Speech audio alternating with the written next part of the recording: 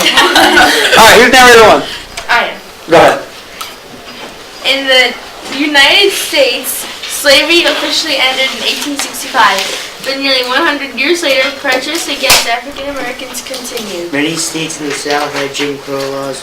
These unfair rules kept black Americans apart from white Americans in places like schools and restaurants. In the 1950s, a movement was started to change that. Blacks and whites worked together, organized the marches and other peaceful protests. But they risked their lives to do so. Many were arrested or attacked. Some had their homes burned down. Others were even murdered. One of the great leaders of the civil rights movement was Dr. Martin Luther King Jr., who said, "Nonviolence is a powerful and just weapon, which cuts without wounding. It is a sword that heals." This is the story of 4 teenage boys who took up the sword. Scene 1. It is January 31st, 1960, in Greensboro, North Carolina. 4 boys are sitting in their college dorm room. Joe, how was your Christmas break? I went to New York to see my family coming back to the South. I was okay until I got to the bus station at Greensboro. I tried to buy sandwich, but they won't serve me. I heard they might close the public pool rather than allow black people to swim there. Have our parents lived like this for so long? You know we stay up every night talking about how we don't like the way blacks are treated. We're all talk, no action. Maybe it's time to do something. How can 4 of us change the entire city of Greensboro? We could do something that will get people's attention. Let's go somewhere that's for whites only and try to buy something. Like where? Woolworths. We're not allowed to sit at the lunch counter there. You're suggesting we go to Woolsworth, sit down where no African American has ever sat before, and ask to be served. Exactly. They'll beat us up. Not if we're quiet and respectful. I'm in, but let's do it tomorrow before I lose my nerve. They'll never serve us. Then we'll sit at the counter until they do. Scene 3. The 4 boys sit waiting to see if they will be arrested or thrown out. For many minutes, nothing happens. The waitress ignores them. Many of the white patrons glare, but no one moves. Excuse me, ma'am. We'd like to be served.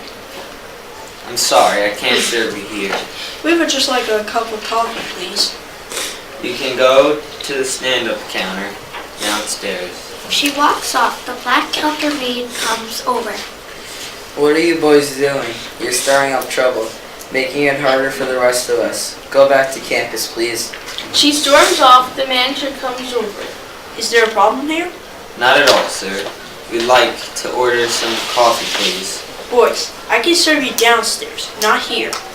Thank you, but we want to eat here with your other customers. You can't sit here. It's just the way things are. Do you think the way things are is fair?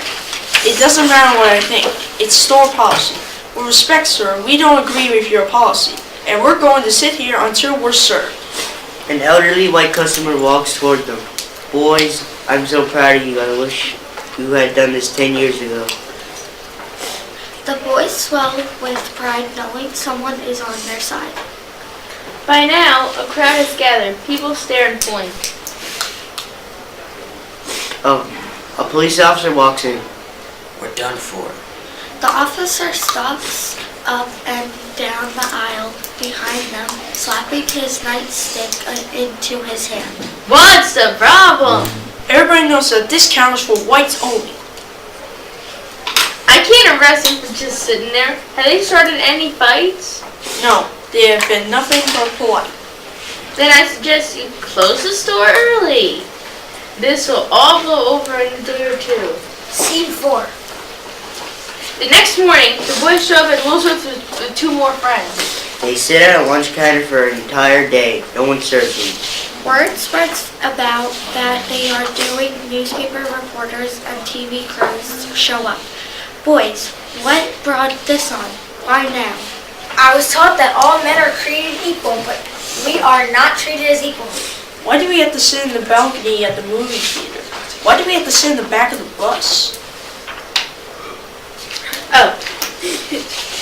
Some white hecklers threaten the boys to ignore them. Do you think you are accomplishing anything with the sit-in? It is time for someone to wake up and change the situation. We decided to start here. Scene 5. One day, 3 more than 60 students showed up at Woolsworth. We are here to sit with you. We need all the help we can get, but I must warn you, We we can will handle. probably be called nasty names. We can handle it. Scene 6. On day 4, 300 students show up in Woolworths. It seems like this movement is really catching on. Students in Railroad read about us. They are planning to sit in too. You guys are getting a lot of attention. Yeah, but not all of it's good. Last night I got a phone call. Some guy said if I came back to Woolworths, I was a dead man. By the end of the week, more than 1,000 students come together at Woolworths. By the end of the month, sit-ins are taking place in more than 30 communities in 7 states. By July, the lunch counter in Woolworths is desegregated. Oh, see what every restaurant in Greensboro is serving all customers no matter what race they are. Epilogue. Today, more than 50 years later, those 4 teenage boys are remembered as heroes of the civil rights movement. Lots of people never stop to wonder why things are the way they are. No matter how bad, they get just accepted. We felt a moral need to take a stand. My grandchildren find it hard to believe that there was a time when a black person couldn't walk into a restaurant and order a cup of coffee. There's no better feeling in the world than standing up for what you believe is right and true.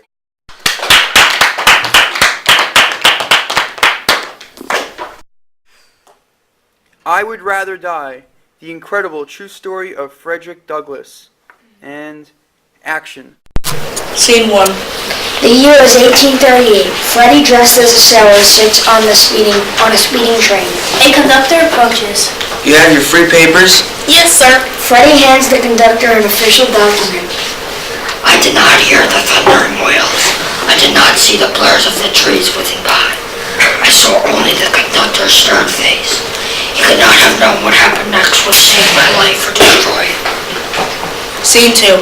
12 years earlier, on a plantation in Maryland, 7-year-old Freddie is curled in a ball on the kitchen floor. He is shivering, wearing only a tattered shirt. The cook, known as Aunt Katie, comes in to make breakfast. She kicks Freddie in the ribs. Get up, make yourself useful. Freddie lingers nearby, hoping to get a scrap of food. Out of my way or no breakfast for you.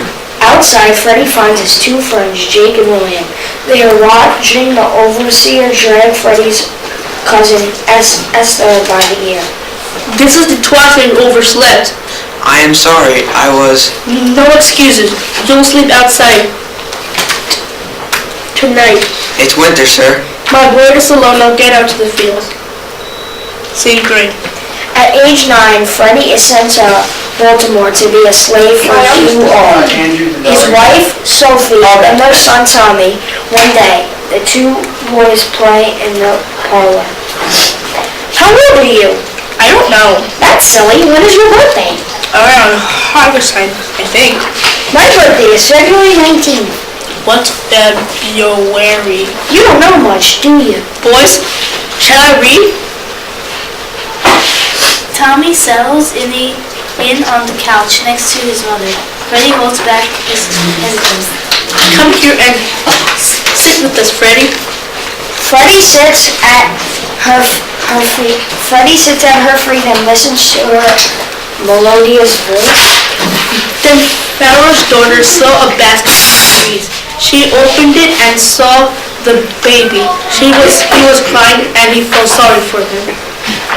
Miss Sophie, would you teach me how to read? Why, of course. What a fun. Scene 4. A few weeks later, Hugh walks into the parlor. Oh, Hugh, we have a surprise for you. Show him, Freddie. This boy has the bird. See the bird? Hugh grabs the book and hurls it across the room. You got this boy to read? Yes, isn't he a fast learner? I forbid you. But why? Such a bright boy should... It is unlawful to teach a slave to read. If he learns to read, he will want to write, and once he has done that, there's no telling what he will want. It will make him forever unfit for duties of a slave. If I ever catch you reading again, I will not spare the rep. Those words were a revolution. If knowledge made me unfit to be a slave, then I would suddenly understand the pathway to freedom. Scene 6. Many years Many years have passed, and Freddie is 17, and Miss Owen has sent him back to the plantation to be a field hand. Scene 7. Freddie sits under an oak tree with William and a few others. It is there one day off a week. I'm so tired and hungry. There is no time to think. I feel my dreams of freedom slipping away. Freedom? Are you crazy? We must keep our minds active. I have an idea. I will teach a class right here under this tree. Bring as many others as you can. I could get 40 stripes for that. Plus, what's the point? We are slaves for life. There has got to be more to life than serving our masters. We have hearts and minds and souls. If we don't try to escape, what hope do we have? We don't think about hope. Knowledge is freedom. Find books that your masters and mistresses have cast on. Bring them here and I will show you how to read them. Please. Scene 8. The following Sunday, 5 brave men came to my class. The next week, a dozen. Every week, the numbers increased. Soon, slaves from nearby plantations were coming. One morning, the men sit under the oak tree, their books scattered about. They have a power over my What's this word? Liberty. It means freedom. It's what the slave owners have taken from us, and we must take it back. Escape is impossible. Go by land, their dogs will hunt us down. Go by water, we freeze or drown. I would rather die than remain a slave. Shh, do you hear that? Sounds like... 3 plantation owners led by Master Thomas ride up on horseback. They have weapons. Books, papers, what is the meaning of this?